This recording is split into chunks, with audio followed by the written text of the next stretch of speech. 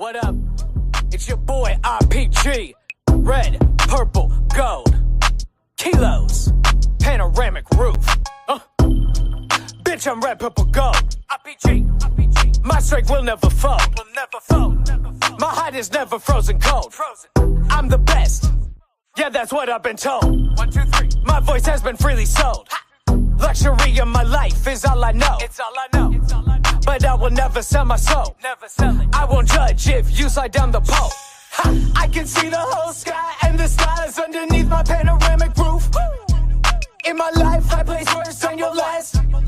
Well, bitch, you know that's the proof. You're at the back. You would think this is a lie. Never. But I can't promise that it's no spoof. I tell the truth. I can see the sky and the stars underneath my panoramic roof. You know this is a hit. It is. Feel the drip, never slip, never quit. Never quit. I'm on top of all of it. On the mound. This throne is the only place I'll sit. Sitting on. Camel tan leather on my seats. Are those blood red bottoms on my feet? Yeah. Ha, you know that I lead the fleet. I lead it. To you and your crew, I will control all delete. Leather and wood on my wheel. Steak and lobster is my meal. Yum, yum, yum. Yum, yum, yum. I used to numb how I feel.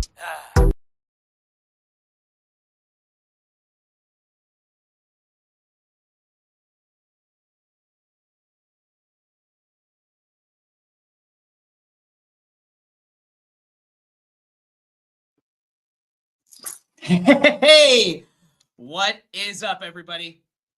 It is your boy RPG, Red, Purple, Gold, and we are here at the next episode of Artist on Artist Spotlight.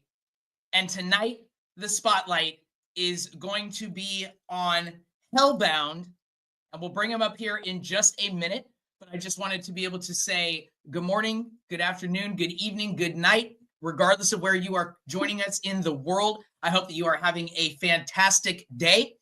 We're going to be getting the episode started in just a second here, but I just wanted to be able to get some easy stuff right out of the way to begin with. Make sure for everybody that's tuned in or that listens later, make sure and get subscribed to the Bozy World YouTube page and turn on all notifications so that you never miss an upcoming episode of Artist on Artist or music reviews or Bozy Plays, any of the other shows that we do here on the channel. And also, while we're going through the interview today, definitely put in any questions that you might have into the chat. And also, on top of that, make sure put in those questions on the chat. And also, if you're watching later, put down in those comments, you know, which song you thought was the best. If you had any additional questions that you wanted me to follow up with him on. But let's bring up the man, the myth, the legend right now. Again, you guys, we are here at episode 21 of Artist on Artist Spotlight. And today we are going to be having that spotlight put on another one of the admins here on the Bozy team, Mr. H3llbound. Let's bring him up. Yo, what's going on, everybody? What up, H3llbound? How you doing, brother? Doing good, brother. How about yourself? I'm doing really well, Well, hey, guys, and now you guys know this is the second interview that we have done with H3llbound. So the first one is on Instagram, and I did talk about that in my live today, but feel free to go and watch that very first live that we did, because that kind of got over a lot of more of the general questions, you know, easy stuff. Today, we're going to be focusing a little bit more on the most recent album that he dropped, as well as a new EP that he's working on. And we'll just do a little bit more of a deep dive into some of the areas that maybe we didn't touch on as much, but we're just not going to be going into the same exact, hey, let's ask the same 9 or 10 questions overall again, just like we did, with Louise and also with the other admins as well coming up. Sestu Kavi next week, and then we will be ending it with Pickles and Harzan as well. So let's get right into it. And I'm going to start out this episode just like I have done on all the rest of mine, and that is to get the crowd moving and grooving a little bit. Let's get some music playing. And now, when we were going through this again, because some of the music that we listened to the last time had already been released. So this one, I wanted to be able to focus more on what hadn't been released before we had the opportunity to have the last interview. And I am going to pull up, and we are here taking a look. Let me bring this up to the stage. So we are here taking a look at H3llbound's SoundCloud right now, and pulled up the most recent tracks that he has put out. And we have two of them, Mirage featuring Davi the Goat and Down to Earth. And then we will also come back to H3llbound, which we did have a song or so off of that from the last time, but I definitely wanted to be able to get in a little bit more, like I said, into the weeds on that album as well for this one too. But the first one that I wanted to start out playing today was one of the brand new songs that we had release in regards to this new EP coming up. And that is called Mirage featuring Davi the Goat. So I wanted to be able to play that for everybody so you can get an idea. Hopefully we won't have to have come right into a ad, but let's just press play. This is Mirage featuring Davi the Goat. Get it. You didn't start a business just to keep the lights on. You're here to sell more today than yesterday. I mean, obviously, why not would we just start out with an ad? But you know what? That's a great sample. We've got a few seconds left until this thing is over with. Then we'll get right into Mirage. And then we will get into the interview and start some of these questions. So let's hit it.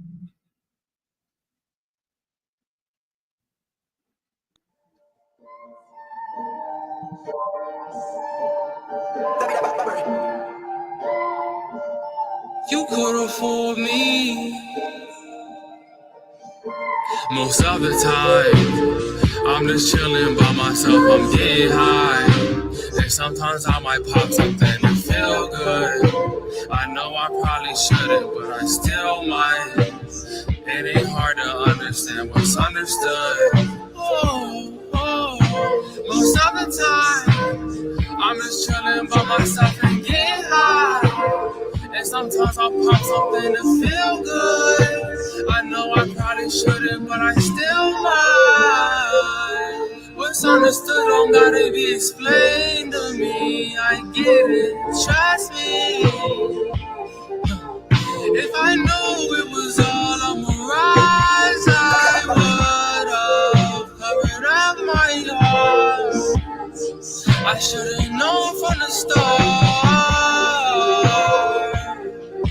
I am hell-bound now. It's the goal. Rush, blur before I black out tonight. Store all the lies. Watch you morph right before my eyes. Morph right before my eyes. Darling, I see your disguise. Your disguise. Transform right before my eyes. Decepticon, now Optimus Prime. I'm trying to get right. Stay up in my prime. Switch the beat up, but I can't.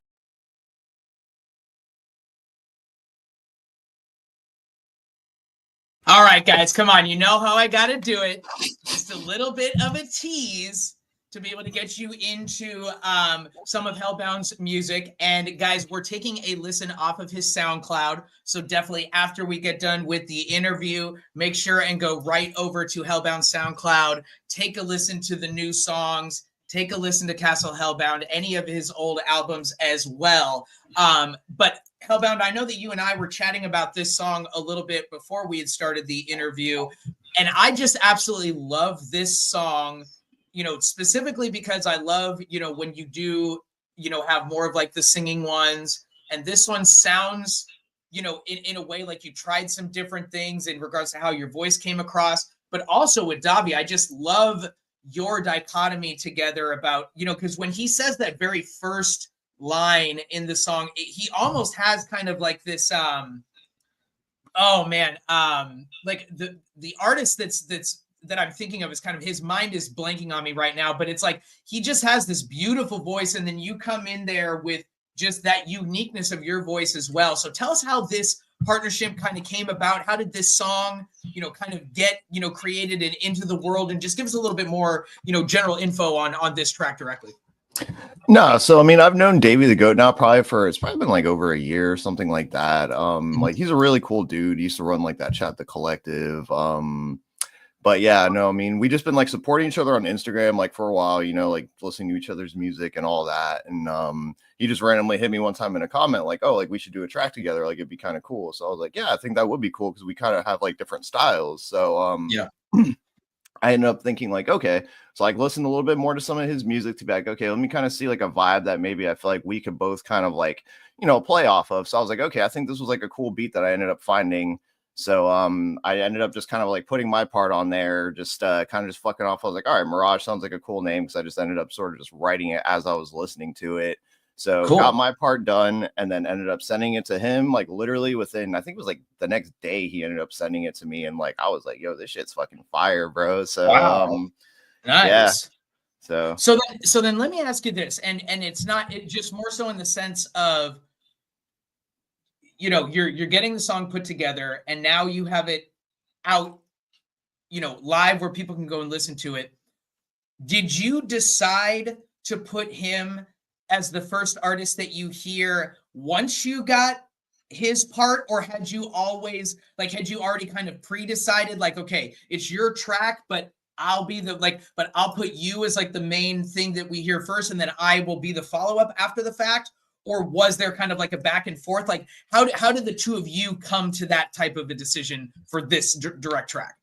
So honestly, because I put it together essentially because like I sent it to him. So I just listened to the track, had been listening to some of his music, and I was just like, I feel like he would kind of just snap in the way like he kind of comes in on some of his songs, like going in. So I was like, how about like, like I think it'd be good for him to like kind of like start it off, and then for me to kind of like break off. And it's like, I really love the way he ended up kind of just like transitioning it, because he's like, I'm hellbound now, like it's the GOAT. Yes. Where it's just like, I was like, that was just kind of like the perfect way to like transition it off. So it was just kind of like, it was like a natural flow, really. Like, for sure. I mean, it just ended up kind of working out really well. And I was like, yeah, I think this would be a good one just for, like you were saying, like I have an album coming out called Earth Sign Can't Stay Grounded, which I'm planning to probably release around like May or June, I think is going to be the date. But it's like, essentially, I'm kind of just building the tracks as I go a little bit off of it. Like, I'm going to include the one that we actually had played on the live Seasons Never Change too. I know Lou's going to have it on his EP. It's going to also be featured on this one as well. Cool. So there's like a few tracks I already kind of have in mind. I'm building tracks. I'm actually doing also it's kind of, I guess, like an ambient style track, like almost like ambient, but like post rock and shoegazy kind of too, that I'm doing like Earth Sign Can't Stay Grounded. But I'm actually building all this one right now. Like there's going to be a guitar on it. I got some like 808s for like the bass, just some like samples and stuff like that. But it's going to be very like atmosphere-y, I guess. So like I'm actually really excited for that too. So. But nice. Yeah, I guess I kind of went off on a little tangent. No, I mean, I love that. And now for somebody like Davi, because you said you guys have been, kind of following each other's music over the last year and a half or so. Now, in the general way, and this is only just by hearing his voice the one time, because I remember hearing about the collective right as I was first joining Bozy, but I never was a part of that direct group chat for me individually. So I don't have as much like direct reference of him as the artist. But do you and Davi make similar type of music, or is he more maybe in like my pop, kind of more, like, I think, in like your type of realm? So it was really different. And that's why when he even reached out in the comment, he was kind of like almost saying it like a challenge, kind of like it'd be cool like if we did a song. So I was like, fuck yeah. Yeah. Like I think we definitely could kind of like put something together that would like mesh both of our styles together. So yeah, definitely like we're definitely like different styles of music for sure. But like nice. I really like what we ended up coming together and creating. So for sure. No, I mean, and that was where the second part was, because I was just like thinking in my own head, I'm like, wow, I hope you guys do some more music together, because it is such a cool, again, just using that dichotomy word of just your guys' style, but the way that his voice is comparatively to yours. I mean, it is just such a pure contrast. but it's such a great one. And this one I really love because I love, again, like how you did more singing, that you tried to, like, it feels like it's one of the most sing songs that I've heard you try to do in a general way, where I'm like, oh wow, he really like went with the beat and really tried to mold his voice around the beautifulness of the different instruments that you have in there. Not in the way like, oh, if you do it a different way or you have more of your like or your screaming type of stuff, that's not beautiful. Just more so like, oh, okay, so he was trying to mold his voice around the sound of the beat, as opposed to let me bring in my voice, which is the thing you almost want to mold it around because it's so unique. Because we also have a song out, or well, actually not out like not out like Mirage is, but we have it in a rough draft form right now called Lost in a Nightmare. And it was sort of that very same idea where I was like, man, okay, I am more in that, hip hop, R&B, pop side.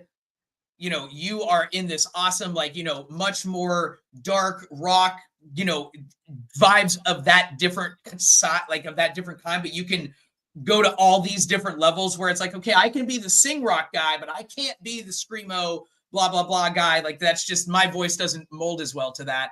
And when I heard your part and my part on there, now we also have Malachi Manson that's on there as well, which brings a whole different vibe and a whole different, like, set of how his voice sounds. But when I was needing to get you on a track, I'm like, okay, it's got to be something that's awesome. It's got to be something that is going to showcase my side and his as well. And I love how it turned out just for the first draft. And yet when I hear a song like this, I'm like, yes, like Davi definitely got that right when he was like, I think we should try to be able to make something together for that challenge, like you said, almost to an extent. But then to see this as the final thing, I'm really excited. So now, do you two have any plans to work on any other songs on this EP, or was this probably going to be the one with him for the album? So this was probably the one now, just like with him, but like I definitely would work with him again in the future, like, because I really like, honestly, what we ended up creating. So like, I mean, I was really happy with it. He was too. So I know we'll definitely probably be working on more to come. But yeah, probably for the EP, this will be the only one though. Cool. Okay. So then let me ask you this. Let's take that idea of working with somebody, not even just that somebody new, but just working with them in a general way. Let me ask you this. What are some things, good and bad, not about Davi in general, but just or not about Davi specifically, just in a general way? Because obviously I know that you've worked with many artists in the past, and not like, oh, just me and now Davi were the first two times you've ever, had a feature, or that somebody was the feature on one of your songs. But what are some things that you found that you're like, okay, if I see X, Y, and Z thing with a person that I'm trying to work with, ooh, this is fantastic, and this will definitely make me want to work with them again? Or on the other side of that coin, what are some things when you're working with another artist that you're like, okay, yeah, all right, this and this, like, all right, it's fine, but I definitely had a better experience overall. What would some of those things be for you? I mean, truthfully, just like communication, I think is definitely like the biggest one, to where it's just like, if you don't, like, say, like, you send a track to somebody and they're just like, oh yeah, I'll get on it, and then like they just never like end up responding back, or it takes like weeks and weeks, like stuff like that. I mean, yeah, it's just like consistency, just to, like, even if you can't do it, just be like, hey, like, I'm busy right now and I can't do it, because I've had people do that too. So I'm like, yeah, like, that's cool, So for me, I think communication is definitely like one of the biggest ones. Yeah, I mean, that's a big one. And then just I guess it's just like that chemistry, that you feel like with somebody, to where it's just like we both kind of put down something. Because I think, like, even when me and him were actually like talking about the track, he was just like, it came out good because like we both kind of were just like natural on it. You know what I mean? It's just like you just kind of like go on there and just like do your thing. And like, I guess for me, it's just like having that kind of like good chemistry with artists too, to where it's just like you have like, I don't know, like some kind of like connection where it's just like we both were able to kind of get together and just almost like naturally create something that just like synced really well, to where it's like we really didn't have to communicate that much. Like, I mean, we communicated obviously like on the important parts, to like just sending the track to each other and yada yada. But for the most part, it was just kind of like a flow, to where it was just like I kind of laid down, did my thing, and kind of knew what I wanted, and like he basically did the same, and it just meshed together really well. So nice. Okay. But yeah, I guess like the biggest one really for me is just like communication. Like that's like, like great. It's just like that. And like, I mean, I don't care if someone like literally will send the track to me the next day or something like that. Cause personally for me, sometimes I take a long time with tracks because it's just like I'll really want to get it to be like perfect or a certain way. And it's like I want to listen to it like a few times and stuff like that. So for me, I guess just communication really is just the biggest one. As long as you communicate to me with what's going on, like that'll just like, that'll be a big thing. Well, and going to one direct piece that you stated, and it kind of like in the idea of, all right, good. If you communicate it with me, then yes, we can be able to have maybe a little bit longer of a, of a runway in regards to how long, an individual might or might not take to be able to get a track, back to them. Mm-hmm. But is there an idea, even in the sense of communication, like, okay, I'm sending it to you right now, and then, oh, thank you so much. But if it was like maybe like out of the blue, and then they're like, oh, I'm right in the middle of something, I won't be able to get to it for like a month, or they're not really communicating with you very much, but it's kind of like, oh, okay, I'll kind of get to it whenever. Like, is there an idea for you as the artist to say, if I hit X time, or I hit X amount of distance between when I sent you the song to this point, that you're like, now I need to legitimately think about bringing on a different artist to be able to do this? Or are you usually kind of like setting it up so well that it's like every one time I want to have a feature on there, it's like, I want to have this feature, or I'm not doing one, in a way? Like, what's that rule for you? I guess for me, like most of the features I really have done is like people that like I know and I'm really cool with. So it's just like, I mean, I guess we all kind of have that respect factor towards like we will communicate with each other. So I guess like I haven't really had like I guess like an issue like that, but I guess for like a time frame, it's just like I would be able to tell literally, I feel like, to where it's just like if it just seems like literally there's no sense of communication, it's been like a month or a couple months and you haven't said anything to me, then I'd be like, okay, well, I think at this point it's probably time to get someone else. And I would even probably reach out to them first to be like, hey, like, are you still interested in doing this? Or like, should I like, look elsewhere? You know what I mean? Like, just like, I would hope like the person obviously would like, have the respect to let me know that back. But like I said, for the most part, really, I work with artists that like I know, I talk to, I communicate with, and like we're cool and we have that respect. So like I guess I haven't had that issue too much, but that's good. Yeah, but I guess that would kind of more or less be it for me. It's just like if I can kind of feel it, because like I'm sure too, like you kind of can feel when someone's gonna be like, you know, like they're kind of like dragging their feet back, or it's just like you look at someone's track record too to be like, well, have they kind of already been inconsistent or stuff like this? So because like the people you can depend on, Well, and I think and I agree with you to that fact, because I think one of the things for me is that it's just kind of like, it's sort of in the way of like, oh, just try to be able to be like that idea of like, okay, love is blind. And it's sort of like, just walk in like a blind person. And then once they start doing things that are either really good or like, where you're like, oh, okay, like the more annoyances that you have to that individual, okay, yep, we probably won't work together again in the future, but I will want to at least see, this song be finished. But like, and not even like that I was expecting anything good or bad, but just as like a surprise sometimes is almost like, whoa, oh, you just surprised me in a good way? Okay, snap. Like, so I'm working with Light right now on another song. And even though him and I do music more similarly in the sense where I'm like, okay, I had to think about a little bit different of where I wanted it to be. But like, I sent him over the beat, and like the next day he was like, oh, and then here's all this stuff that I wrote. I'm like, what? Okay, nice. Like, I hadn't even had anything written to it yet, because it was more like I hear the two of us on the beat, but we've never done a song together. And this was like a few weeks after I'd just done his interview. So I felt like I understood his music a little bit, like a lot better than I had. But then he like, oh, and then he had all of his reference stuff while I was like ready to go, while I was on vacation. I was like, damn, bro. Okay.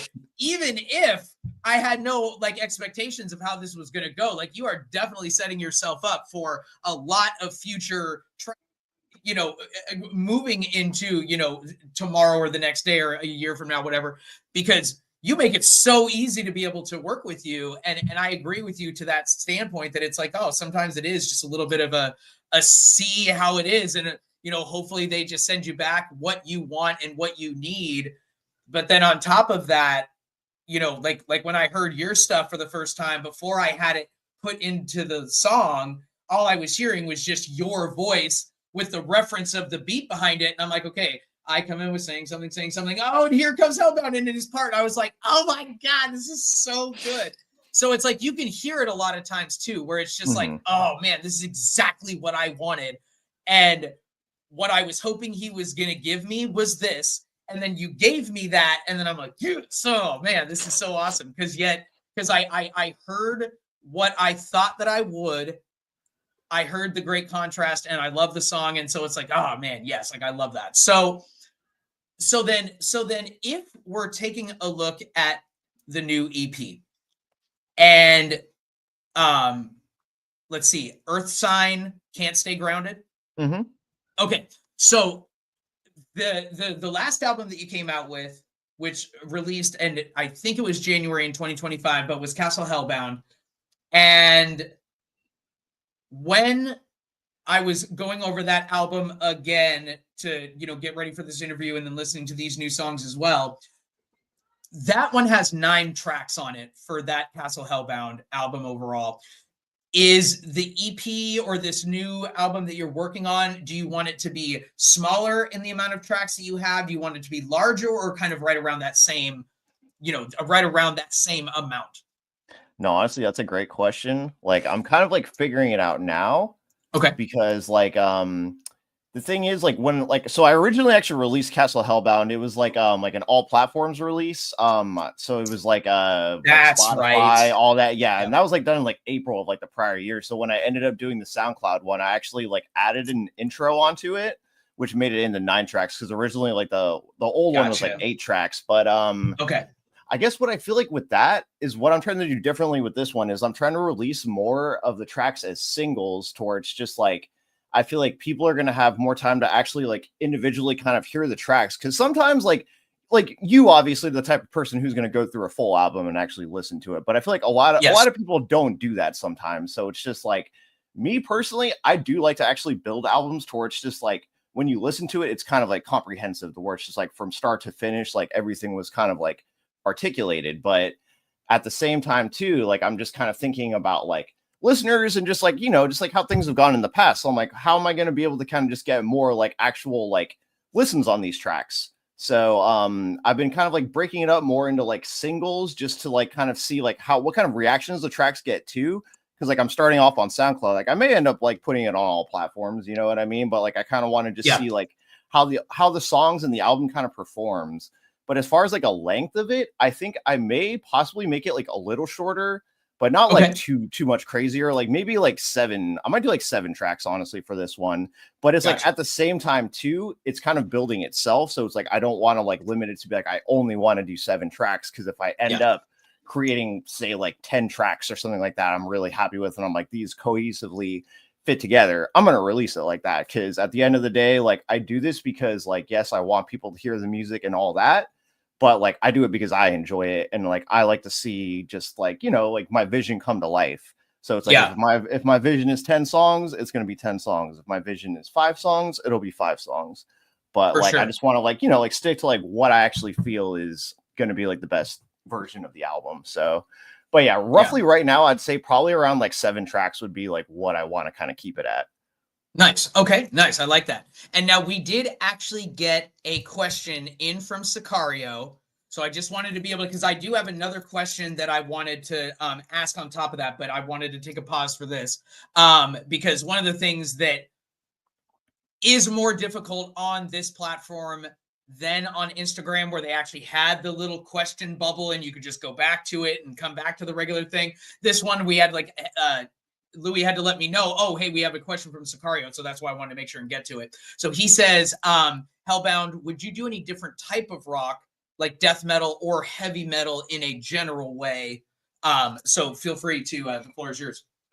So it's funny that you actually asked that, because originally that is like what I was doing, like musically, like, cause probably shit, like when I was like between like 16 to like probably like my early 20s. I was actually playing in bands and stuff like that. So I mean, the genres I played in was like started like a hardcore punk band, and then I ended up kind of doing like more like death metal, grindcore, stuff like that. So I mean, I was like a bass player, I did drums, just like a little bit of everything. But even I guess like to also reference into what I'm doing now, it's just like I even have kind of blended some of those more like extreme genres into some of my tracks, like Castle Hellbound, for instance. Like that actual track is more like a black metal style track, and I actually like created the whole beat for that, did all the vocals, all that stuff. And then I have another album too, actually, with Anton Stefan had like ended up creating like a beat for me. It was actually the first track that we ended up doing together, called Funeral Flow, and that's like another one that's more on that like extreme like metal side. So so yeah, I mean, I definitely I do enjoy those genres. And like, I mean, I've done like the thing of like playing in bands and stuff like that, and it's cool, but it's a lot of work, and it's just like you have to like have people, I feel like, that are all on the same page. Like, it's funny because I was actually just driving in my car randomly the other day, just listening to music, and was thinking about, I was like, damn, I was like thinking back to those days, and I was like, but fuck, just like to be able to find someone who's consistent, like a drummer or like a guitar player, all that, just to have all those elements together is just like, it's a little bit more difficult, but it's like when you do find that and you have that connection, like it's fucking great. Like, I mean, I love like playing like that. Like, I mean, me and my brother used to jam all the time, and like, I mean, we were really in sync with the way we would play. So it's definitely a good feeling when, like, you know, you have the people around you for all that. So but yeah, no, I mean, I'm definitely not like ever opposed to like actually playing like in a band or anything like that again. But like for the most part right now, I'm just kind of focusing like on what I'm doing, and it's just a little bit more like it's just been a little bit more satisfying for me, honestly. And like, I just feel like I've kind of more or less found my own voice, and just have kind of blended styles more towards just like, I feel like it's a little bit more true to what I feel, opposed to like singling myself out in genres. But I guess even if I was in a band, yeah, it would be fucking all over the place anyway too. So yeah, no, that definitely makes sense. I like that. So now let's use that, and then let's refocus back on Earth Sign Can't Stay Still, or I mean Earth Signs Can't Stay Grounded. So when you talked about this new album and you talked about some of the new things that you were trying to do, I mean, I think that, you know, being able to make that song like Mirage with Davi, you know, it definitely shows that you are at least trying to be able to put yourself into some songs or into some styles that, not that you haven't done before, but that you are, you know, hey, okay, I want to push to do even more and blah, blah, blah. So, and thank you for reminding me about the fact that, because I was going to say, I was like, it shows on SoundCloud that it came out in 25, but I'm like, I know Castle Hellbound was out before that, because I know we talked about it at the first interview, but I'm like, and that's what it was. I forgot that you re-released it again as an official release on SoundCloud, but I'm glad that you did add that intro, because I actually think that was super cool. And even though there's not any like lyrics or anything like directly specific in there, like it actually, just like the Rise of the Bozy Boys intro, the deluxe one, it does add something to it, even though what, like, not like what you did for that was minimal, but just like, oh, it's something that's, you know, it's easy, just put an intro in there and then boom. But I was pretty blown away by how much it actually really enhanced the album as a whole. Like, it really does give it this runway to start off to something, and then, oh, now we're getting taken off on the flight, and now it's just boom, boom, boom. Like, now it's just a party, and it's so much fun. And I really like that you did that. So thinking about the new album now, when you get started on saying, okay, I either have a couple of tracks put together and I want to do something and make it something more full or whatever it is, but what was it for you individually that you said, okay, this is what I want to try to do to, like, the last album was here, how do I push this one to get to the next level? What was that you thought to yourself, or what were some ideas that you had in place to say, here's how I'm going to improve, here's how I'm going to do it differently for this album than on Castle Hellbound? So it's like, I guess when I even think back to Castle Hellbound, like, it was quite a while ago. So it was just like, I was in a different headspace, just like the way I was just doing my recordings, all that was really different. So it's just like, when I listen back to that record now, I'm just like, damn, like, I wish I would have done this differently. Like, this could sound better, that, but it's like, at the same time too, like I'm happy with it, like as Yeah. it is. But it's just like now just with my ears and just like the more I'm doing, I'm like, damn, I could have done all this differently. So I guess like with this next album, it's just like taking into all like account just anything that I pick up on that like I want to change. Like I'm gonna try to more or less apply that into these new tracks. And it's funny too, because I also plan to do like a Castle Hellbound 2, and I'm planning to like probably release that this year. But it's just like, with that being said, it's just like I kind of want to take that same feedback in my brain as well to be like, well, I kind of had it set up like this on this one because that was a very like theme type of album. But like now I kind of want to have it more to where it's just like I am working more with other artists. I feel like less secluded. So it's just like I'll probably have a few more features, something like that on there. It's just like recording style too, like it's going to be a little bit better because I've gotten better recording than what I was doing at that period of time. So it's like that's going to be improved, just like song structure, just like a lot of different things. So it's just like I want to take into account just all the feedback I've gotten and just like things that I've picked up on as well, and just kind of make it like that next one. And it's just like I feel like it's a cool one to kind of do like a 1 and a 2 with. And it's like I might even do something like I don't know, like something in parentheses like dungeon, like Castle Hellbound, like the dungeons or whatever. You know what I'm saying? Just to kind of like, you know what I'm saying? Like like kind of like specify it. So the Dungeon Master, I like that. I like that. Okay, I really like that. I cannot wait for a Castle Hellbound 2. So then when so now let's get into the next song that I wanted to be able to play. And this is the other, again, just like we've talked about, a few times, not just you and I, but just that I've mentioned in general. We will move over to the corner of 10th and music a little bit later to where we can then focus on some direct songs and some questions that I had from Castle Hellbound. But one of the things that we are doing now a little bit more directly than we had in some of the previous interviews, and I think we kind of started it with mine, and then Hellbound was really the first one to kind of get that full treatment of it. But I had said, if there are any direct songs that you want to be spotlighted and showcased, let me know, because most of the time it's just been me listening to the music and then saying, of all of Hellbound stuff or all of X artist, whoever it is, these are my top 3 or 5 different songs, as opposed to, okay, but as the artist, I want you to also play this or not play that because of, type of a thing. And so for you, because you have the new EP coming out and that you're working on it, you wanted me to be able to play some of those tracks directly. And I like the fact how you said that you want to be able to release these as singles beforehand, as opposed to, here's a whole album you didn't even know was coming. Boof, hey, I hope you like it, type of thing. So let me bring the SoundCloud back up on stage. And so the next song that we are going to listen to is the other single that he has for the upcoming EP, Earth Sign, Can't Stay Grounded. And so again, this song is called Down to Earth. Let's get it. Wouldn't it be nice if we were always in control of the when and where in our lives? Yes, it would. Yeah, yes, I'll get you the. Of course. And it's 2 ads. These ads do got jokes.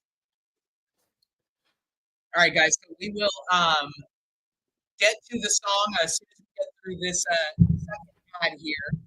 But I do have some questions for Hellbound after the fact, from some of the things that he had mentioned specifically about releasing the songs as singles beforehand, because I do that as well with my albums. And so I am really excited to be able to see, 6 months from now when I talk to you about that again, how did it go? So we'll get back into that a little bit more once we get this second ad in here.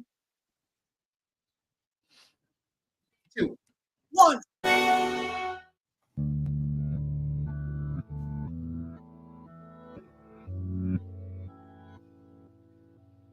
Everybody eventually caved.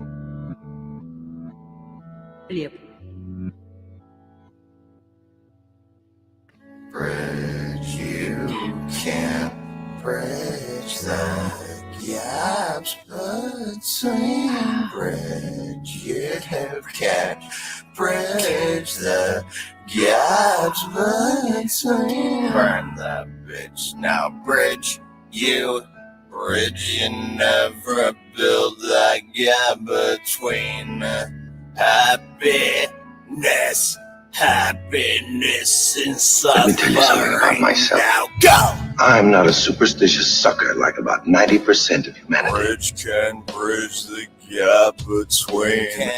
I'm not a superstitious sucker like about 90%. Can bridge the gap between happiness, happiness and suffering. You're just up in the hub in the cloud. You're buffering. Go. Down to earth, found your sense of self-worth. Find your truth, play it smooth, play it cool. Behold, a pale horse. Behold, a pale horse. The man who sat on him was dead. The man who sat on him was dead. And hell followed with him. Yeah.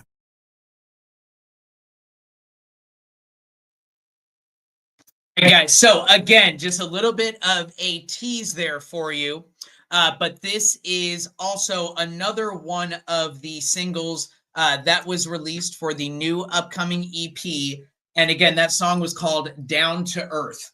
Now, I think H3llbound, for you, this song definitely, you know, has some other ones, like, you know, there was a couple other songs like Spirited Away, you know, some of the other songs that you had on Castle H3llbound, or just in general, you know, from some of your other albums. This is definitely what I feel. I'm like, oh yeah, okay, this is that H3llbound that I love.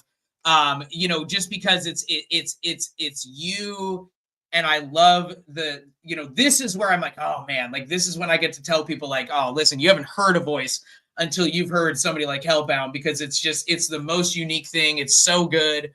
But I really, really love this song as well. I think for me, it's that feeling of like, oh, wow, with Mirage, like something that I haven't totally heard from you that makes me be like, oh, damn, that's going to be a big song on the album. I'm excited for that one. But this one is just like that warm cup of soup that it's like, you know what, like it just makes you feel good. Like it's kind of hard not to just come away from that and you know, feel like, all right, yep, I just heard some awesome H3llbound again, and now my life is more complete than it was, you know, a few minutes ago. So for a song like this, and then with Mirage that you did with Davi, for you in making this new album, how much of it, in the sense of like, maybe it's a percentage thing, maybe it's just a number, you know, whatever, but like, is there that idea like, okay, I want to try to do, you know, a newer type of song that maybe I haven't done as much, or maybe that people aren't expecting to the same amount, like Mirage, as opposed to a song like Down to Earth that's a little bit more like, okay, hey, you know what? This is that perfect type of H3llbound song. And he's made other tracks like this. They're all fantastic, but this one is definitely, you know, in that realm of the type of music that you like to do. So for you in working on this new album, but just in general, like, what's that breakdown for you of like, I want to try to do this and not that, or, you know, focus more on these type of tracks as opposed to these? Like, what's that breakdown for you when you're getting ready to start a new one?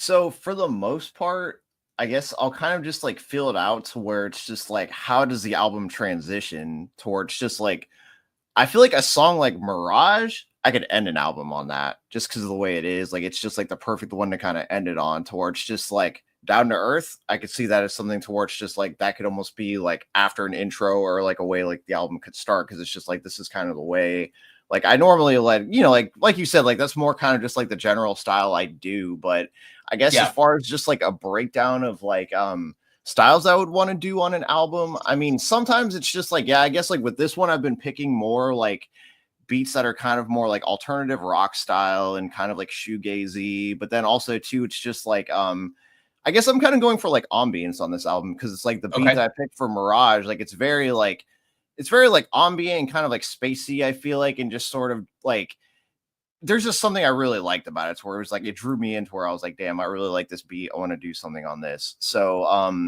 Gotcha. I guess like, it's not like I specifically am like, I want to do this, and this type of like track and kind of like blend it together. It's just more or less, I see like, okay, when I'm creating the tracks, it's just like, how are they going to flow? And it's like, I really kind of do think it out sometimes where it's like, I will be working on something that I'm like, okay, maybe I'm going to put this on there, but then I'm like, no, never mind. It doesn't fit. So let me go ahead and just kind of like scratch that. So it's like, for sure, I guess I just kind of like build it based upon the way I want the album to kind of like sound and kind of like go together. So it's like, because I'm not really opposed to like honestly trying anything different. Like I love all styles of music. Like if I'm able to kind of like put something down on it, I'll do it. And if it fits and works like for the vibe of the record, then I'm all for it. So gotcha. Nice. I like that. Okay. And now Louis let me know that we do have another couple of questions, one in from Malachi, and then I believe he also had one as well. Louis, how about you bring up that Malachi one for us? And then we can be able to have H3llbound get to that question. All right. So H3llbound, this one is from Malachi. He said, what is your main inspiration regarding music? Honestly, probably was my mental health. Like, when I kind of got back to trying to get back on a just like a better state of mind, stopping like drinking heavily and doing a lot of drugs and stuff, going back to like making music really just it kind of just helped me get back on track, honestly. So it was just like me at first, I was just writing a lot to try to get these feelings under control and just sort of to like, I guess use it as like therapy in a sense. Yeah. So for me, it's always just kind of been, I guess, my mental health, but also just like my emotional state. Cause it's just like, I'll like to kind of like take that. And then sometimes I will use other references from just like pop culture or whatever, just like, you know, to kind of like blend it into a song to where it's like something someone might be able to recognize, but really it's something very personal to me. Cause I think we even talked about it on the last one with like Dr. Sleep and stuff like that. Yeah. Like, yes, Dr. Sleep is like a Stephen King book, but it was like when I wrote it, it was something completely different in my mind. So it's like for me, I guess I just really like I'll take what's going on inside of me, and that's kind of essentially what my inspiration is. Because it's just like that's sometimes I feel like I'm just gonna fucking explode and just like lose it. So I'm just like, let me make a song instead of fucking punching a hole in a wall. You know what I'm saying? Right. Like so and every hole I've got in my wall was a time that I did not make that decision. Exactly. So yeah, I mean, I mean, that's a very good answer. I mean, I think that I don't think that we had that direct question come across for you the last time because I don't remember that answer, and I would have. So I really, really do like that answer because I think a lot of times you're always just expecting somebody to be like, oh yeah, you know, this artist or that artist, but oh yeah, my mental health. Like, wait, what? Even I was like, what? That's a good answer. Damn. Wow. Like, talk about some putting some thought into that one. I like that a lot. Okay, and then Louis, you said there was one other question that you had. Feel free to put that one up, and let's get that answered for you. Okay, so H3llbound, what is your favorite H3llbound song? Oh, my favorite song I've ever done. That is a good fucking question. Damn. I mean, I know I've got my answer, but I will let the man answer. Oh, you know what? I think actually my favorite one is the one that me, Lou, and Anton did because it was like around that, like, it's just like it's what it kind of like means to my mental, but it was just like I was even just listening to that shit the other day and it was just like it just really hit me like to a point where it actually made me kind of like fucking tear up a little bit just because I was thinking about where I was mentally like when we had fucking made the song and just like what I was going through and shit, and it just like hit just for what I was going through at the moment in time too. So for sure, I guess for me right now, that would actually be one of my top ones. So gotcha. And now that's not Monster Mash, right? Because that was just Catabasis. Oh, that's right. Okay. Yep. I was gonna say, I was like, wow, I have it on my tip of my tongue. I'm like, no, that's not the right one. Well, and that one is my favorite Monster Mash. That's definitely my favorite. No, I love that one too. And that's also just because, like, I mean, I still can remember when we did the first interview. I'm like, my God, this song sounds so good in my car. Like, that was definitely one of the ones that I remember that specifically. But no, I like that. That's a really good answer.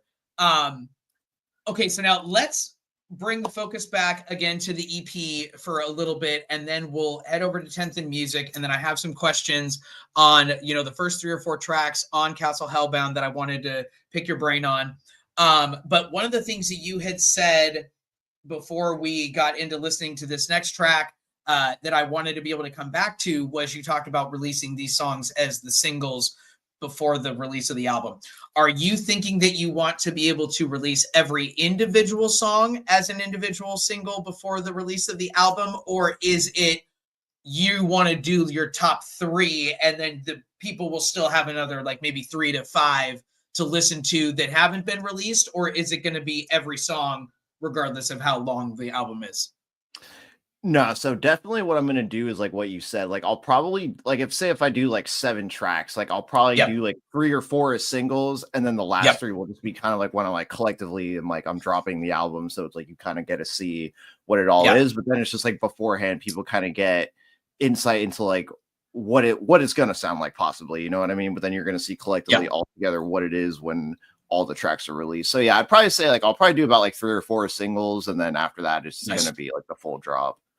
And now, is this also, secondarily to that question, is this also the first time that you have more directly tried to do that? Like have like a legitimate like lead up and like, okay, well, boom, I'm releasing this first single to get you hyped for the album. Boom, I'm releasing the second single to get you hyped for the album. Like, have you done that try to be a ramp up before? Or is this really the first time that you're being like, okay, I'm going to release this album in a little bit different of a way than I have on the previous ones? No, I'm definitely trying this out, and I think it's definitely like turning out better. Because, like I said before, I've dropped them as full albums, and it's just like most of the time, it's like that's why before I wasn't even doing intros sometimes. Because like even when I would just drop random on like mixtapes on SoundCloud, it's just like a lot of people would just listen to like the first track, which it's just like, especially if it's like you're getting in listeners that like you don't know, you know what I mean? It's like they'll just go to the first song, and then it's like that's why I always was like trying to start off my albums with a strong first song. So like for instance, when I did Castle Hellbound, I was like, my game plan was like, well, let's start it with like a strong track to kind of draw people in. So I put Day Jobs Are for Vampires originally as like the track. And then once I did the drop on SoundCloud, it was like I had already had the album released. And I was like, well, I thought it would have been cool initially to like do an intro just to kind of like start it off. So that's why I tried to kind of like do it like that, just to be like, you know, like this is the SoundCloud version, but it comes with the intro. So yeah, nice. Okay, I like that. Well, and you know, and I think because that's so cool that this is also now something that you are trying, because I think I'm pretty sure that I did do at least 2 or 3 single releases, you know, for the first album, you know, for Rooftops and Skylines, but it has been something that I have always done on each one of mine. And at least when you're talking about the pure numbers, and now for me individually, I have had 3 single releases for this new upcoming album. The final one drops this upcoming Friday. But I think it's the difference because you're 100% right. Almost, well, it's not almost, on every single one of my albums, and I'm sure that your numbers would you know, point to this same thing as well. But you're right. The first song almost always has the majority of the pure just amount of listens on there.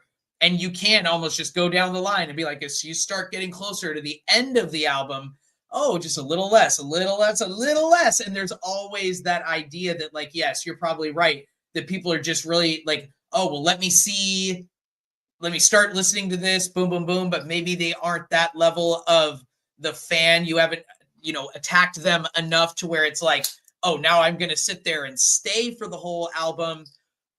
And then that next level of fan is like, I am waiting for the next thing that they drop, because that's how much of an anticipatory, like how much I really enjoy this artist. Because not only do I love to listen to what they put out, but I'm now actively like, when is their next thing going to come out? When do they have the next single that's dropping or whatever? So it is definitely lends itself 100% to the numbers that you will have many more plays on the singles that you release than if you just release the album as itself, because people want something to get ramped up about the album for. And again, I feel like, you know, and I agree. I think that Day Jobs Are for Vampires, absolutely my favorite song on Castle Hellbound. And I think it's also one of your top 5 songs that you've ever created up to this point. But I think that that is the right way to be able to think about it. Like you should probably try to put your top ones in your top 5, but it also makes it really difficult when you are, like for you had 9 songs on there. Like, how do you know which are the top 5 and which ones might not be, and or the album has to get released for you to kind of know what the people thought your top 5 were, because it will also lend itself out in the amount of plays that one song has as opposed to another one. But I think that that's a really, really good thing that you're doing to try to be able to have that type of a lead up to the album release.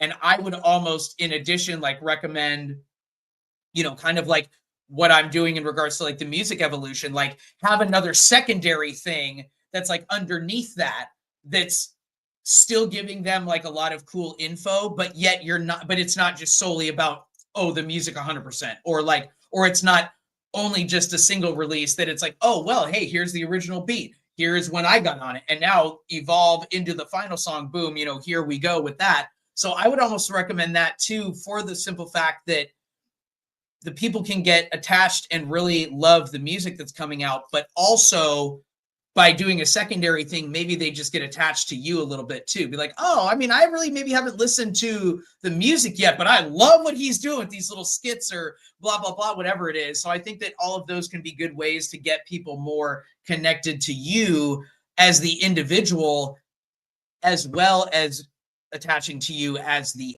artist itself, because I think that, both of those need to happen. But I love the fact that you are trying this for the first time for the ramp up to this album. And I hope that it makes it even more successful than what Castle Hellbound was. So before we move over to the corner of 10th and music, I did have another question for you that I wanted to ask, because I asked Louis the same type of thing in regards to the What the Fuck is Love EP and then coming out with the Mirrors EP. Now, obviously, we know that Ursine, is not released yet. So it's a little bit of playing a little bit of a future investigator type of thing. But for you, using Castle Hellbound as the foundation piece to stand on, because the most recent album, I would hope, just like I would hope with myself, that, because it's the next big thing you released, it's the most successful thing you've done as well. How do you judge when this album comes out? So now we have the release of Ursine. How do you determine for you individually what a success is for that album coming out after the last one? Like, how do you determine that individually, what success looks like to you from one release, either a single or a full album? How do you determine that success? Like, I know I did an awesome job if I did. What is that for you? Well, I guess to begin with, it would just be the fact of seeing like progress, kind of like what we were talking about, to where it was like when I would listen to Castle Hellbound, now I'm like, damn, I wish I would have done A, B, and C differently. But like, it still is good enough to where it's just like, it's baseline. Like, I like this, I'm going to stand behind this release, but I know I could have done certain things better. So it's just like, with this next album, what I'm hoping is to see just like that next evolution, to be like, I can see myself growing as the artist, to where it's just like, damn, like everything's sounding better. Things are coming together more cohesively. So it's like that for me definitely would be like the biggest success. Like, yes, of course, like, like you want to have your numbers go up, have people actually like listen to your album, stuff like that. And that's great. But it's just like, even if like I get a few listens and it's like people who genuinely are just like fucking with it, enjoying it, and I can see that, like, that to me is successful, because it's just like, at least like, somebody's hearing it, somebody's listening to it, and it's like, if it helps them, great, you know what I mean? Or they're just like, damn, this is like something like I can just jam out to and just like fucking vibe. So like, for sure, like I said, for me, definitely the biggest success would just be seeing how I evolve it, like in the music. Because at the end of the day, yes, I'm doing this to release and kind of like have people hear my music, but it is for me, like, because like I enjoy doing this. So it's just like, to be able to see that growth and that journey definitely would be like a bigger success. But also too, I mean, reaching out like to a bigger audience, things like that definitely makes you feel better as well, so absolutely. Yeah. Okay, nice. I like that. And I think that is definitely the way to be able to look at it in a general way, that yes, you want to don't be an idiot and act like the numbers don't matter at all. Like, well, then if the numbers don't matter at all, then why are you releasing music? Like, Exactly. to an extent, to begin with. Like, yes, of course, you don't only put out music because you want to see what numbers it's going to hit. But to act like that's not a part of the equation is idiocracy as well. Like, okay, it's not the only thing. And the more popular you are, the more your numbers are actually doing. It cranks up that percentage, higher and higher.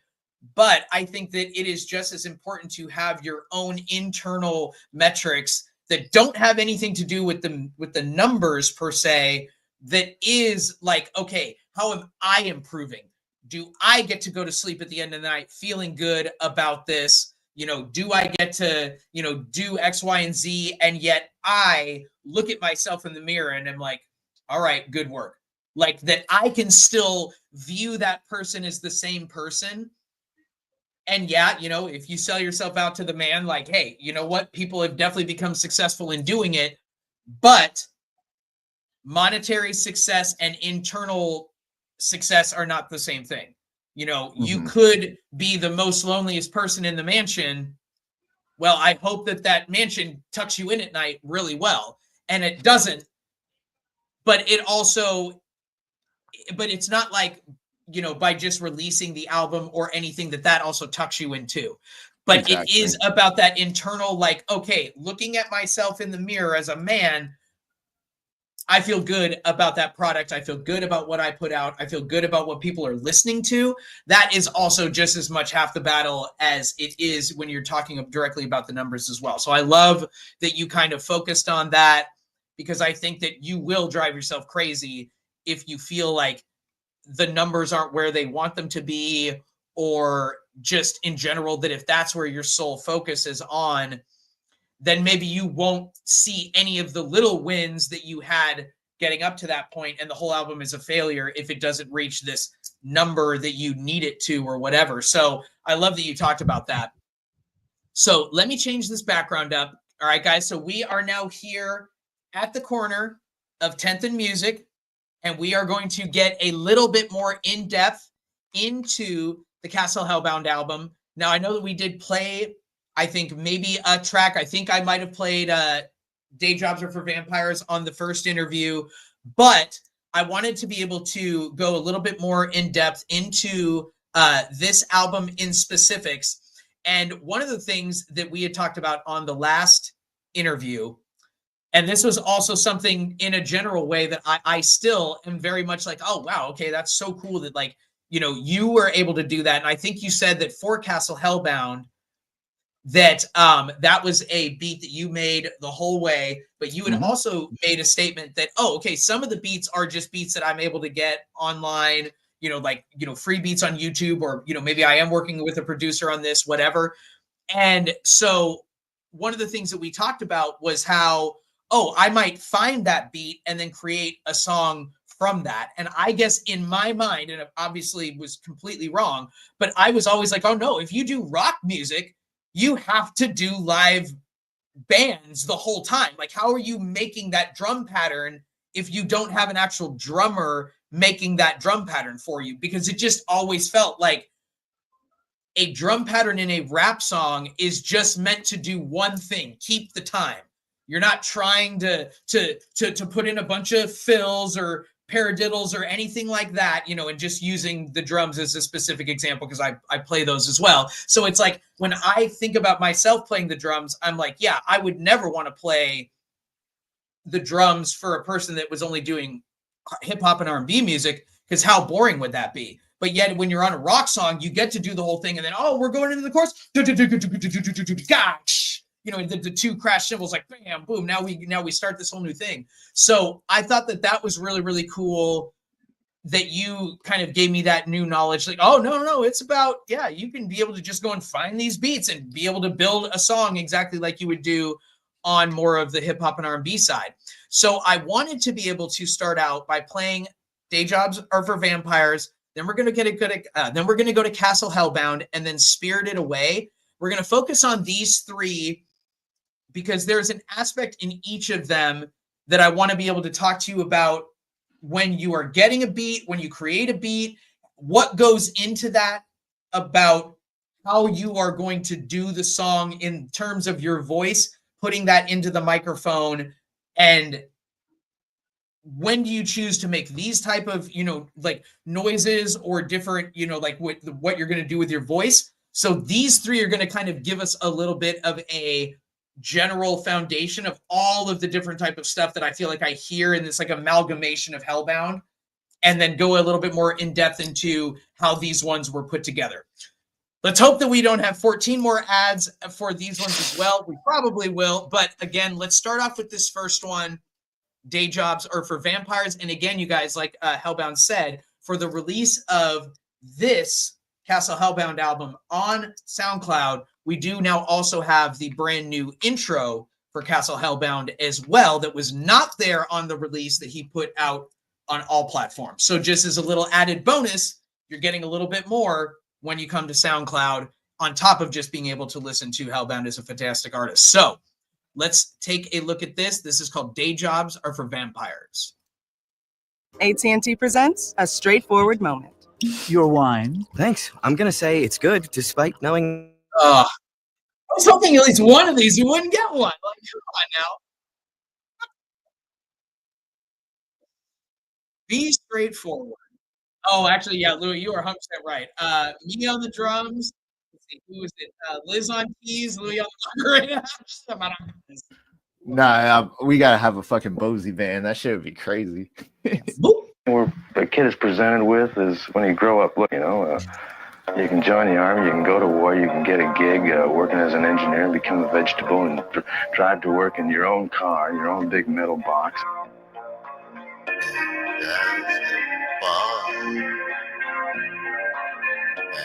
I feel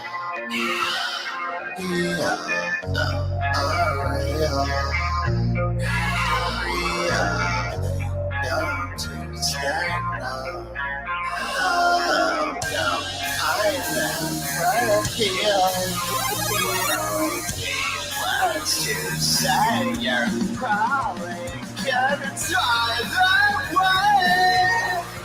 Probably gonna die that way, but whatever keeps you together, keeps you sane. Keeps you sane. So think I need a different brain, my perspective deranged in the cancellation ruins is way too waste. I want bleach. Way too waste. I want bleach.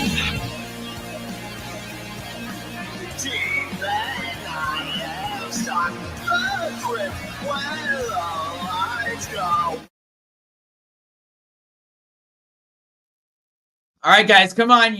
Just a little bit of a tease, but I wanted to be able to talk about this song specifically because, and just letting you know, and I think you still have yourself on mute. I thought I'd put you on there, so just letting you know. But in general, no, yeah, absolutely. So with this song, and again, I think this is one of my top 5 songs that you've ever done. But I feel like this is one of my favorite songs in terms of pure H3llbound. Because when I hear Monster Mash is not what I would consider pure H3llbound. That's like H3llbound on this badass song that incorporates aspects of who you are definitely as H3llbound. But it feels more like it is a really big bass heavy hip hop beat that you added in your rock flavor and doing that whole thing for the song. This song, I love it because I think that the guitars are amazing. I think that the drum pattern on this song is incredible. Every time I'm just like, oh man, like I would play this on my drum set when I go back home, when I'm staying with my parents, because they're the ones who have it, because I would have been killed if I had a drum set in my condo. But But in a general way, like I love this song because I love that you kind of incorporate every aspect of who I consider to be just peak Hellbound. So we have that kind of like lower level sing talk thing that you do like at the beginning, but then when you come in with that chorus, it's like, go away, go away. I'm just like, oh my God. Like I'm like sitting here belting this out like it's an 80s love ballad or some shit. And then you also have, now it's minimal on this song, but right before we were getting into like that second bridge chorus area, then you also had like that, and you had that really high scream kind of thing that you can do. Clearly, I'm not that good at it because I don't know if that was even a scream or just sounding like a cat got its tail pulled on. But like, but like in a general way, I love this song. But when you are getting it, and this will be the theme for all three of them. But when you have a song like this, and again, like you said, like, okay, this was always the first song when you had released the album back in 2024 in April. But when you're listening to the beat for this, how do you decide in that moment, like, okay, I'm going to do this, but I'm going to try to make the chorus a lot bigger, and like I'm going to sing a lot more to the extent that like it's one of the songs that I can remember that you do where you really just belt out that idea of the chorus area. So like, what is going through your mind? How do you decide as the artist, like, okay, here's this beat I've got, here's the song. When do you decide, okay, this song is going to be a little bit more screamy, I'm going to do a little bit more of the big loud voice, or I'm going to be doing a lot more of like the lower end kind of talk sing type of thing? Like how do you go about that when you're actually sitting down and making the song? How do you decide what this song would do comparatively to another song? So, I mean, definitely it depends like upon like the beat. Like certain ones, it's like specifically, I'm like, okay, this one I'm definitely going to be doing some like screaming too. Like I had like an old track called, I think it was Cabin Fever. And like that one was like specifically like a scream song just because of the way, I think it was actually the same producer too that had made this beat. Okay.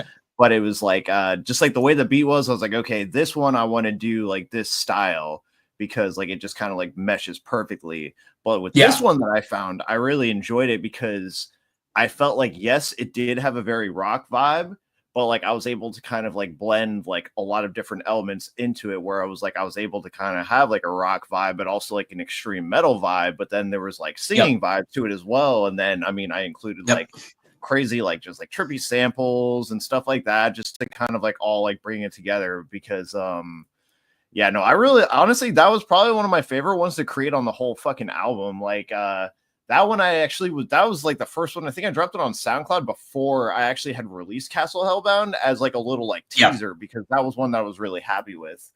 But yeah, I mean, as far as just like, like, I guess like picking a beat, like it definitely does depend, just like as far as what it sounds like. I'll probably like start to look for something, like if I'm like just surfing on YouTube, like, oh, I'm just kind of like in a certain mood to create a style of music. Let me kind of like see, like, through different categories, like what would kind of stick. And I'll listen to a lot of different ones and be like, okay, let's see like what really kind of like resonates with me. So yeah, usually I'll just kind of like find something, and I mean, shit, sometimes I feel like it finds me, to be real with you. It's just like you'll just kind of stumble upon something, you're like, damn, like I could really do something with this. And that was one of those fucking tracks. So yeah, okay, nice. And I mean, and I definitely get that. I guess again, just kind of more of that idea of like, hey, my own edification, because in a lot of ways it feels like, you just do not have any type of general like, the expectancy of what Hellbound is going to do. Like you just always are delivering such like raw, but yet every one is just so different from itself that it's like, and I definitely do not mean me in this way, in the sense of like, I don't do that. Like you can definitely be able to tell like, okay, Jeremy has a lane. Like RPG does make this particular type of music. He'll probably make this particular type of music. 4 or 5 tracks on the album will be all like this. He'll have a love song or two in there, like, more like emotional type one. But you are always so hard to tell, like, with what type of vibe it will be or what you're going to do with one track over the other.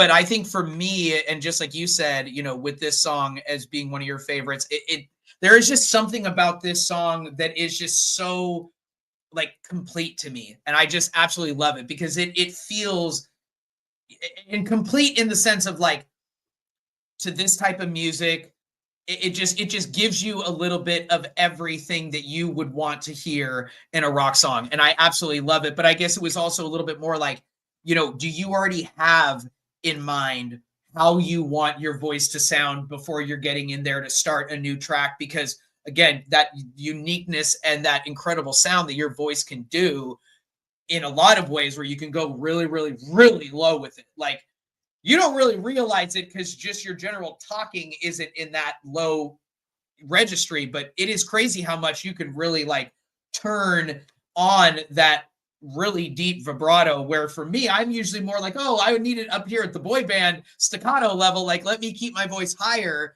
because I'd rather hit bigger notes as opposed to being able to like get down to this low level. But I love that you're able to do that. And so that's why I just had wanted to be able to ask with this song to start with, because it has such an amazing level of just like, oh man, like I literally am like just singing this like it's a ballad from the 80s.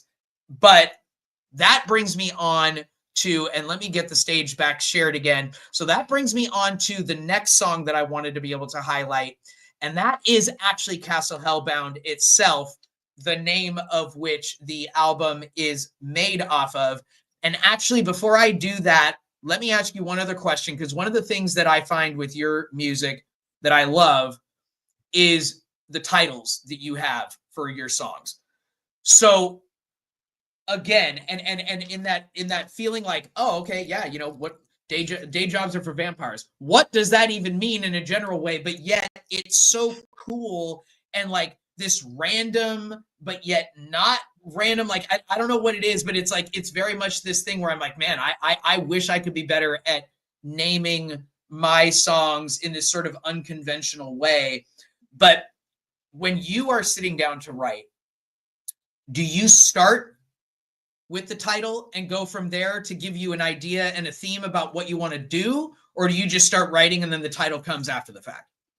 I definitely just start writing, and the title will usually come after the fact. Occasionally, I'll have an idea already in mind where it's just like, this is what I want to do. But for the most part, I usually will just start writing something, and then it's like the title will kind of pop out.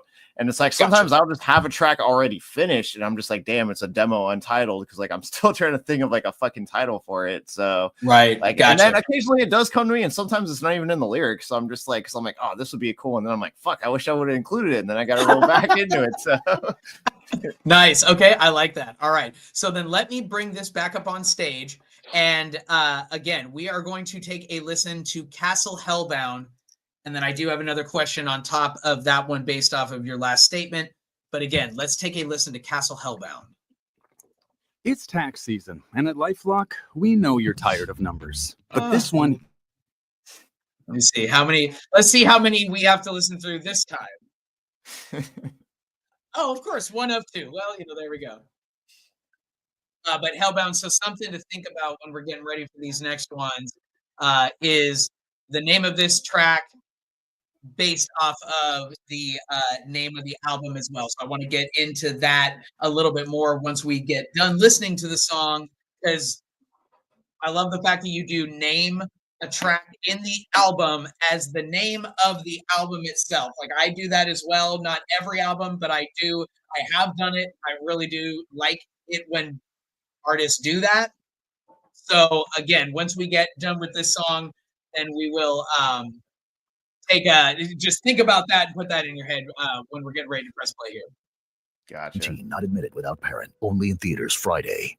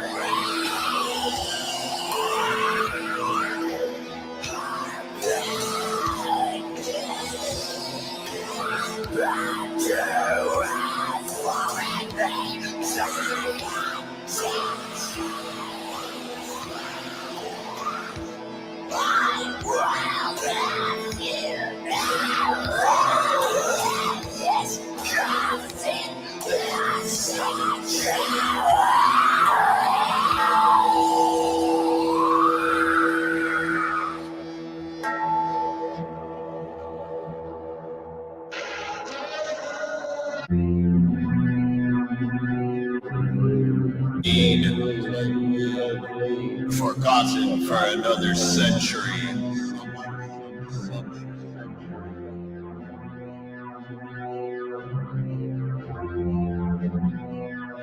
Buried alive.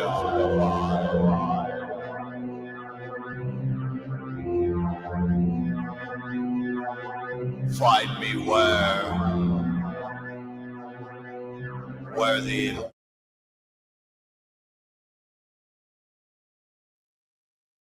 All right, guys. So again, I just wanted to be able to give you a little bit of that tease in regards to the next song that I wanted to focus on here on the corner of 10th and Music, and that song was called Castle Hellbound. Now, the reason that I wanted to be able to showcase this song after we just got done listening to Day Jobs Are for Vampires is for the fact of just to show that range and how much different this song was than what we heard with Day Jobs Are for Vampires. But again, to just give this idea and this foundation for Hellbound and like the level of, you know, like range that he has got, because we heard in the last one a lot more singing, a lot more you belting it out. And then this one is super underneath, not even underneath the beat, but just like everything is really down low. You really have to like be hearing it in the headphones, like to get what the words are, but then you still have that like that sound that goes along with it as well. But yet the beat, you know, and like you said with like Catabasis or some of the other songs like Dr. Sleep or that other one will come to me in a second. But like with some of the ones, I can understand when I'm hearing the beat and I'm like, okay, I can hear and I can understand where he felt like this one was going to be a little bit more of that screamo or a little bit more of that sound in there. But with this one, it felt like you could have gone a lot of different ways. And I really love the spoken word at the near the end of the song, you know, where it kind of changed around the beat style as well, brought in more of like, you know, the big string instruments, a little bit different at the beginning. But this one's so much more screaming in that style of screaming, maybe not a direct, like, you know, you're actually out loud screaming. But what is the difference between the beat for this and Day Job for Vampires that made you think like, okay, I'm going to completely switch up my style and my flow and give us Castle Hellbound, as opposed to trying to recreate and do a different version of like, you know, more in that vein of Day Jobs for Vampires, but put into this beat. So give us a little bit of that detail. So with Castle Hellbound, I think originally I had planned to do it as like an intro. So, or like an interlude kind of. And I think like the second part actually was like what I originally had, where it was more kind of like a droney ambient type of thing. And I wasn't sure what I wanted to do with it yet. But then I just kind of ended up sort of like fucking around a little bit more. So I was like, okay, let me see what I can do. And at the time I was, I guess blending a lot of like black metal style kind of like into the music I was doing. So that's why I kind of went more with like those like screaming vocals and just some of like the organs kind of like in the background, and just like the whole style of like the way the beginning was very much kind of like based upon that. But also too, it was kind of I guess like kind of it still is kind of like an intro to where it's not like super like what you said, like with Day Jobs Are for Vampires. That's like a straight up like song to where it's just like this in itself is kind of like a song, but like I also kind of tried to make it almost kind of like an interlude as well, to where it's like even the part that is more like musical, where it's like I'm singing and it's not the spoken word, is still kind of like, I guess, reining something in, if that makes sense. It does. Okay, gotcha. Okay, I like that. Yeah, because and now that was something that I would not have thought, and not because of the way that the song sounds, but just because of where you have it in terms of the album. So it's like it's a song 2 well, technically now with the new re-release, it's the third song. But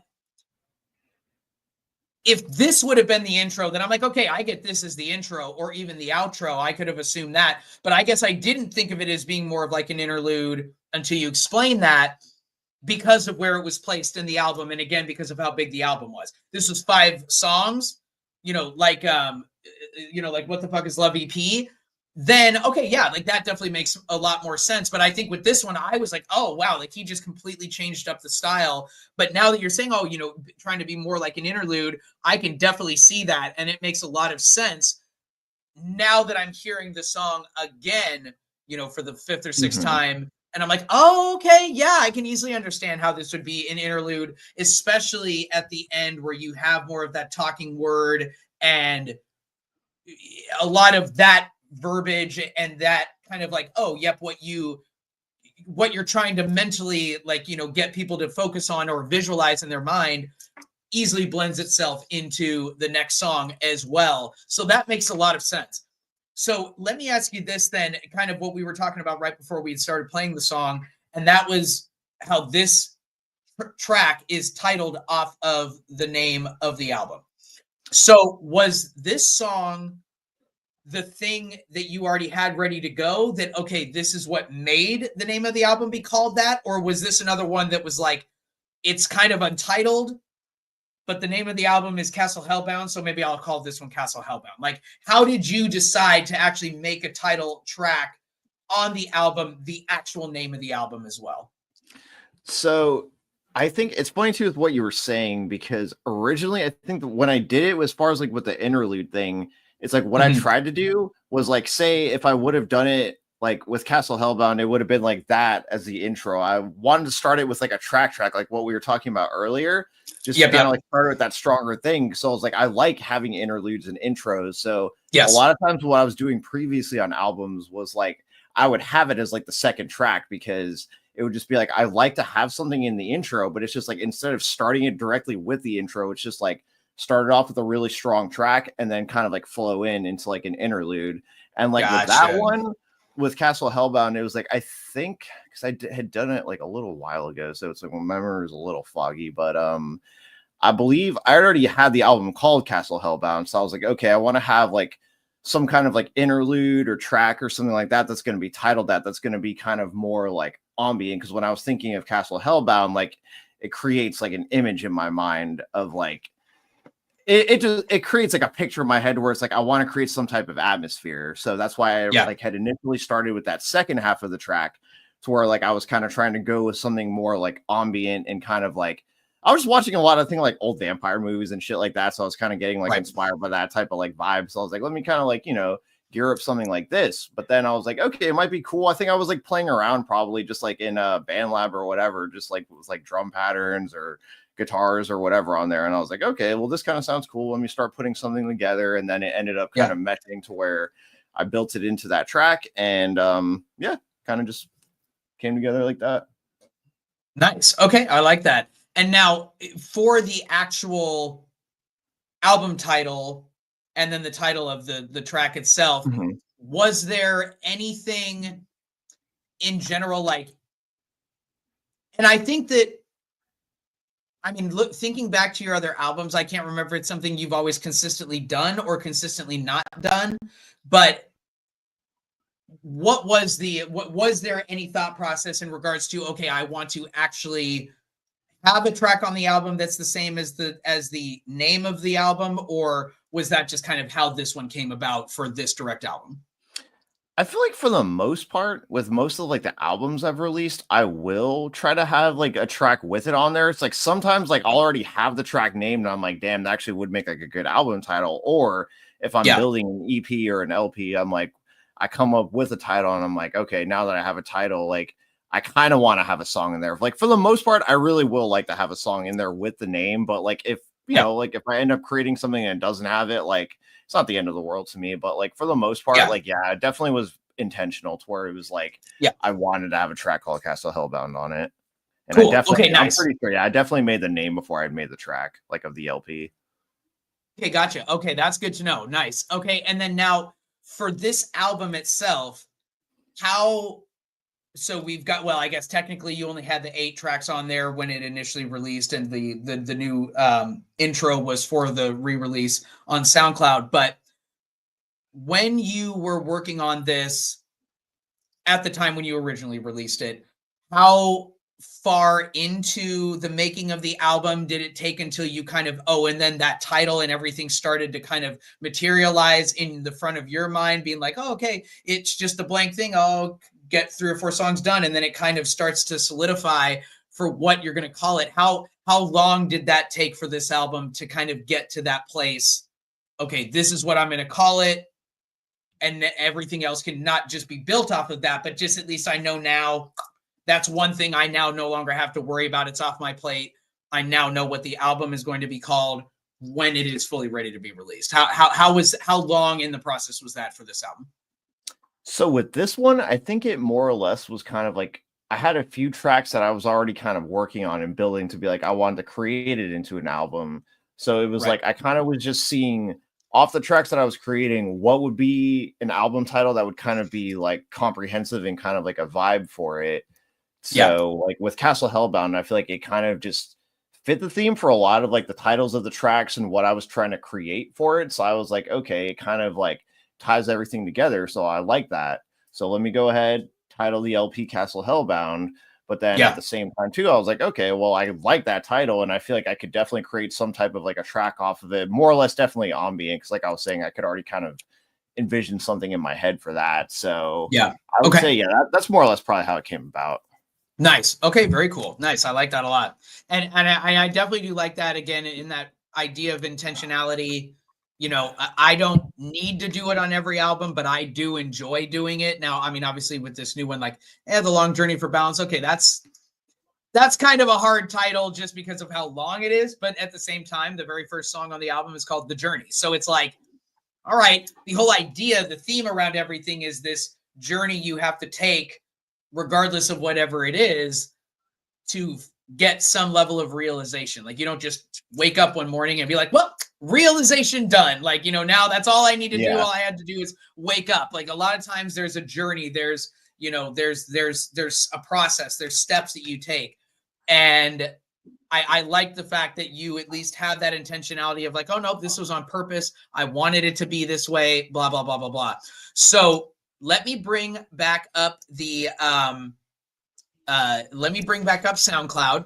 And so now we are going to listen to the final song that I wanted to be able to focus on today. And that is Spirited Away. And now, again, just that idea and that, you know, thought process in our heads that it's kind of like, I wanted to be able to show these 3 songs to just show that insane range that H3llbound has, but just to kind of get a little bit more in depth into his head and what he's thinking about when he's making these albums and now getting ready for this new, you know, EP and all that type of stuff. So it's just, I think these 3 songs also right in a row were just this like perfect amalgamation of like one side and the other antithesis side of the poles. And so again, this song is called Spirited Away. Hi, welcome to IKEA. Look at that selection of outdoor furniture. Yeah, whatever your space or About 30 seconds. Sorry about this, guys. I figured at least one of these we wouldn't get an ad as opposed to nope. Screw you, sir. Every single one of them.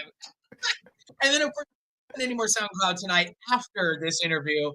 Not a single ad, and you know it. Like,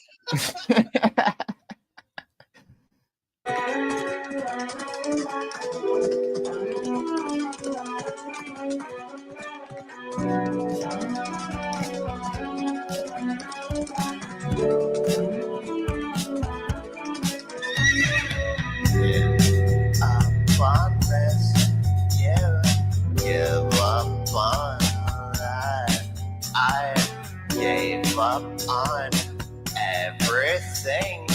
I gave up on you. Seclude, elude, and delude on a fucking kinetic shit at this point. You just need a prescription. So what's your description of love? No, you don't have my permission. Madness and remission. You won't see my sadness. No, I'm on a mission and decision, but you really know what you wanted all along. Haunted and taunted by the shadows in the room. Shadows in the room.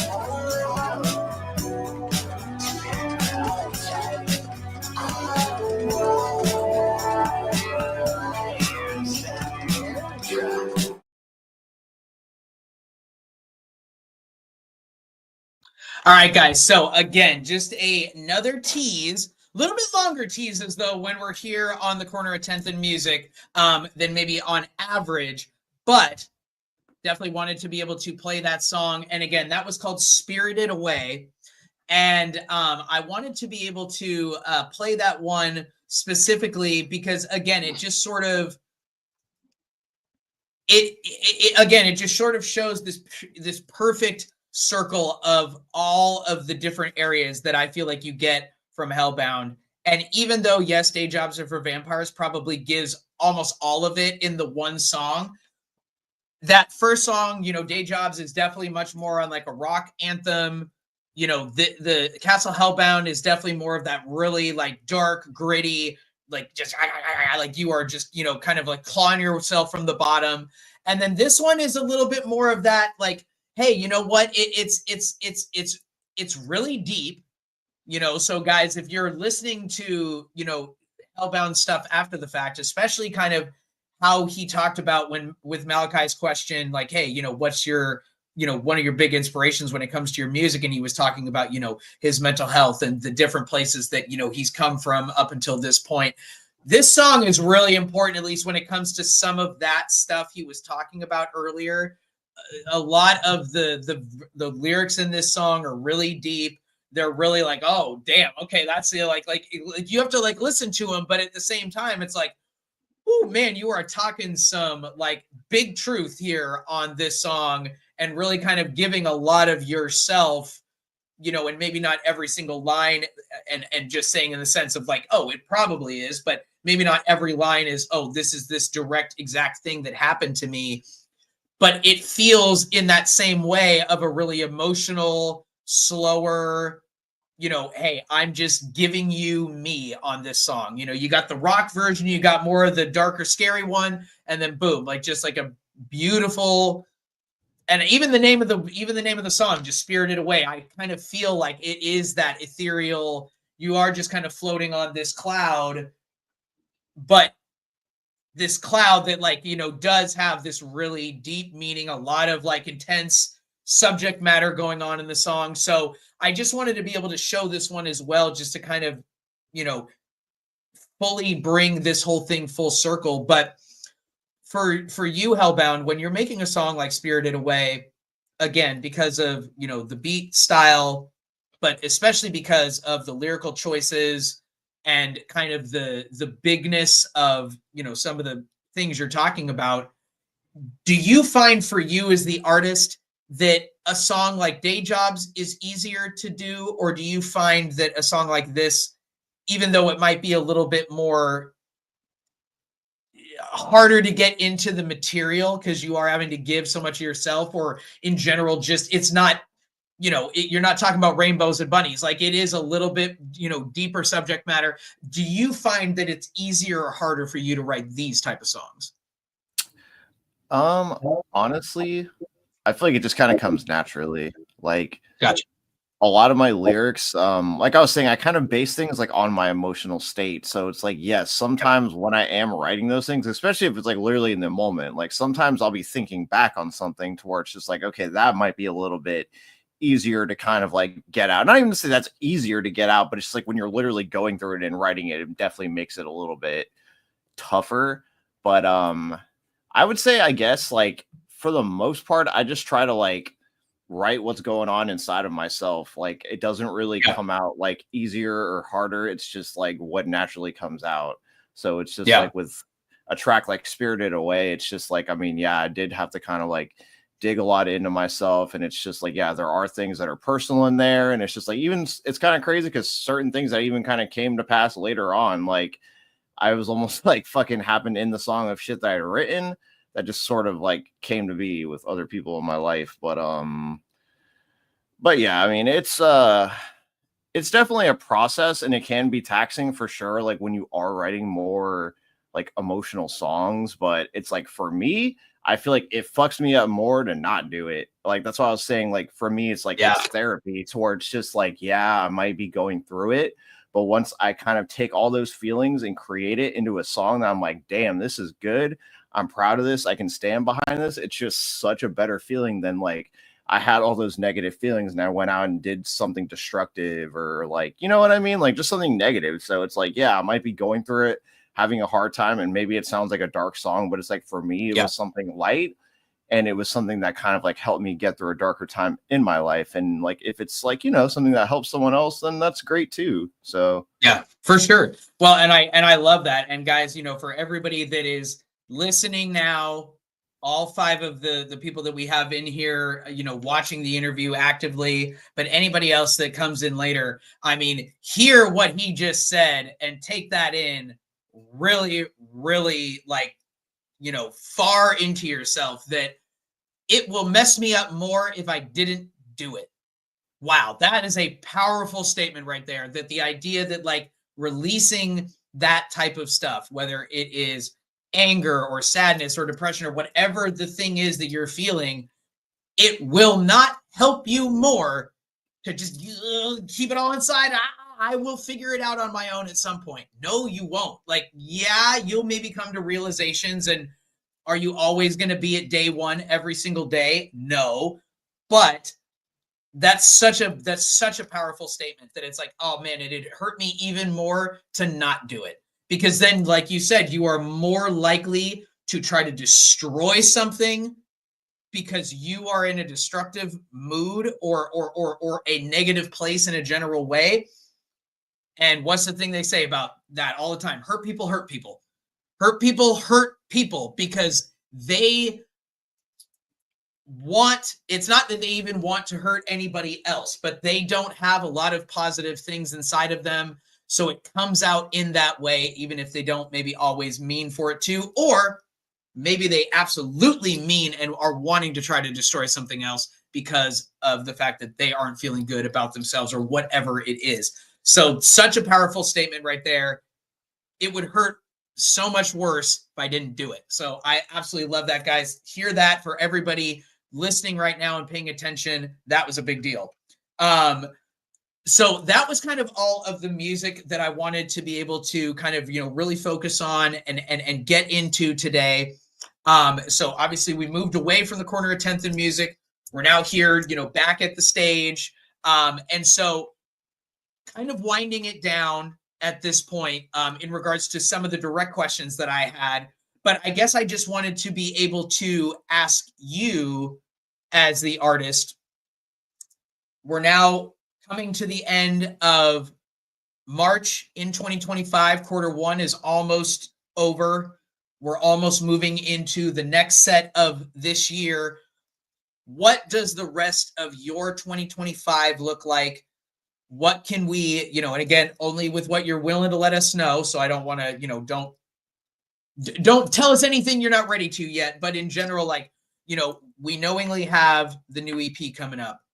What are some other things that we can look forward to? You know, maybe general dates, timeframes of when we can get ready for this. What can people expect from H3llbound in 2025? So, like you were saying, the Earth Sign Can't Stay Grounded LP, my goal for that one is to probably have that released around like May or June. So definitely keep an eye out for that. And also just like the singles that are going to be coming out. Like probably the next one I'll want to drop would be the one that I have with Lou, the Seasons Never Change, because I think everyone's going to really enjoy that one. But and as far as just for the rest of the year, like I said, I definitely do want to do Castle H3llbound too. So I kind of have been already working that project in my brain to have a couple tracks already kind of like in the works for that. So that'll probably be something I want to at least have released by the end of the year to kind of just showcase how far I've come just from that style. Cause it's like, I guess like what I'm doing with Earth Sign is a little bit different than what I did with Castle Hellbound. So it's just like with this, I'm kind of going in one direction, but with this Castle Hellbound 2, it's going to kind of reflect a little bit more on that prior style, but the more evolved version of it. So that'll definitely be something coming. Quite a few different features, like our features coming out with Malachi. I got another one actually with Malachi and Louis on that one too. Me and Sesti Kavi have some features coming out. Jesus. Yeah, I got quite a few different ones. I was looking to see. I couldn't remember all of them, but but yeah, no. So yeah, definitely just like a lot of features, new music. Right. Yeah. So I mean, I'm just hoping to release a lot more music. Just meet a lot more artists, create a lot of cool stuff, and just just have a great year. Nice. Hell yeah. And so now let me ask you that same question. That was so funny when you're like looking over, like, oh yeah, that's right. I am this popular. Let's go. But like, so let me ask you that same type of question, but more so let's, and I know with this one, we didn't focus, really at all on any Bozy stuff. So we'll put it in here, at the end again, you're an admin. So am I, so let's put a little bit of Bozy focus here as well to kind of, end us out. But what are some things from your standpoint that either you are wanting to try to be able to do more, start new, what are some things that on the Bozy side, and not even the sense of like, oh, it can't be related to music, it's all just like admin stuff, but more just like, what are some stuff that we, can look forward to for maybe some new things that you would like to try to be able to bring for Bozy, or just what type of stuff are you working on, more that we can get excited for that maybe isn't directly related to Hellbound, but maybe just more so, the community as a general whole.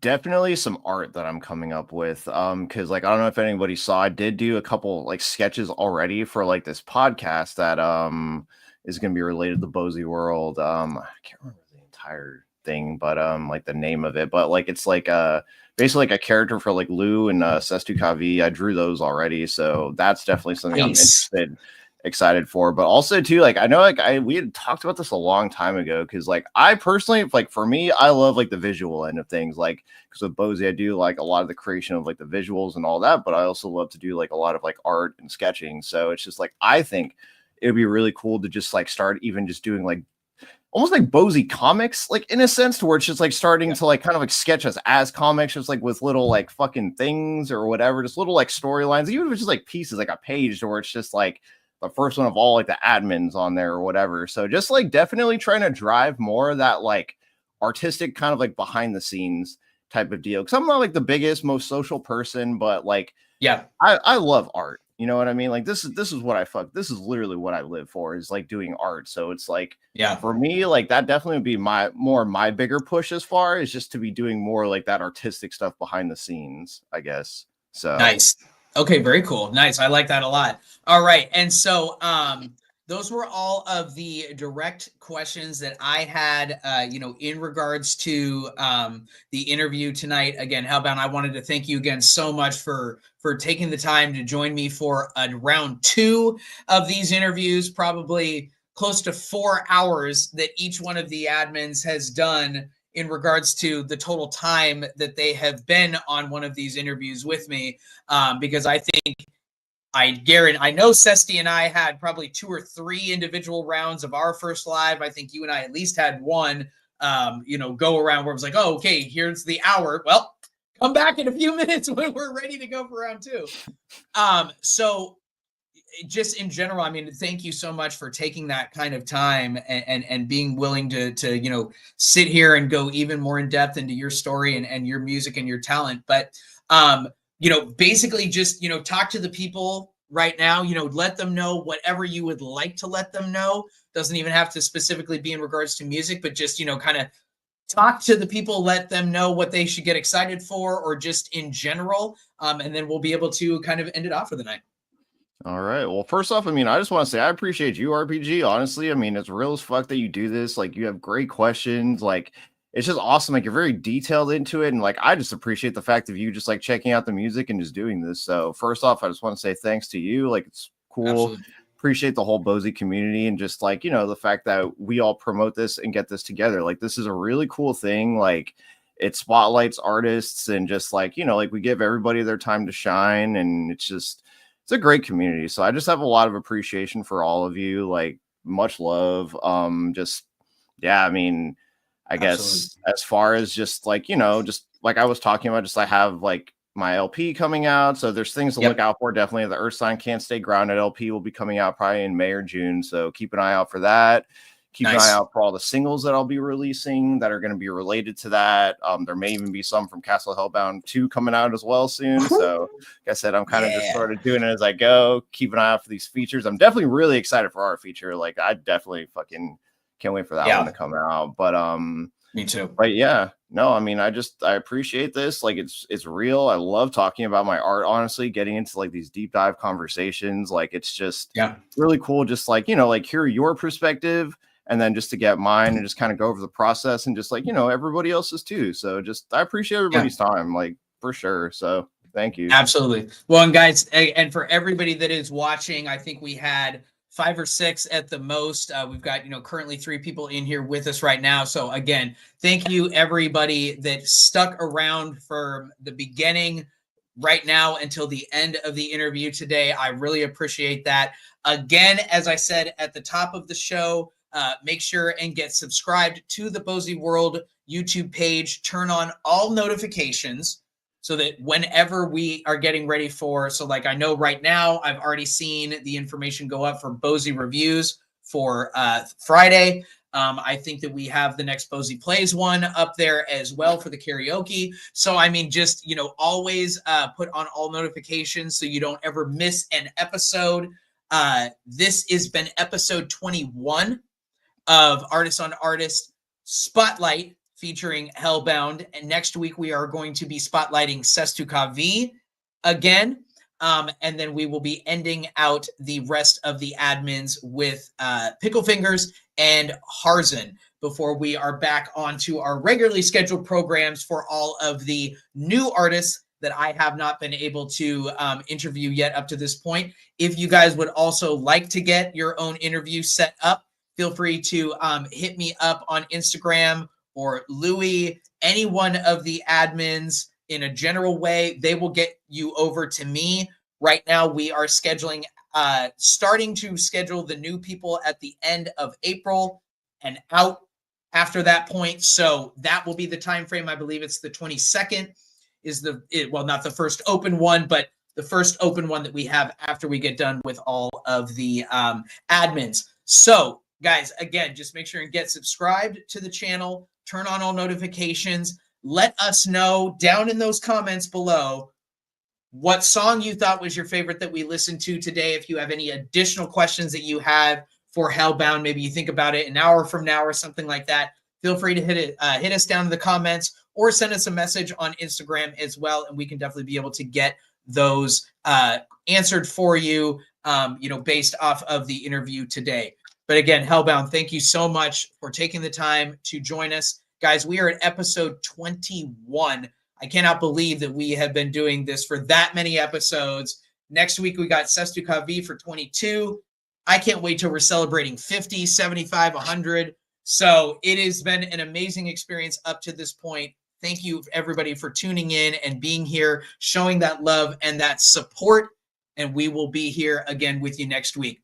All right, guys. Well, again, thank you so much. We will see you for episode 22 in 1 week's time from now.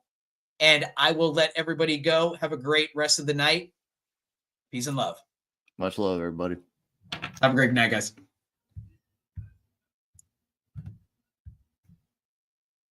Your love, I wish that I could steal. One more time. You know that I'm the real deal. Real deal. I will crush you under my heel. Now that I am in jail. Cause this beat I just killed. I can see the whole sky and the stars underneath my panoramic roof. In my life, I place worse than your last. Well, bitch, you know that's the proof. You're at the back. You would think this is a lie. Never. But I can't promise that it's no spoof. I don't lie.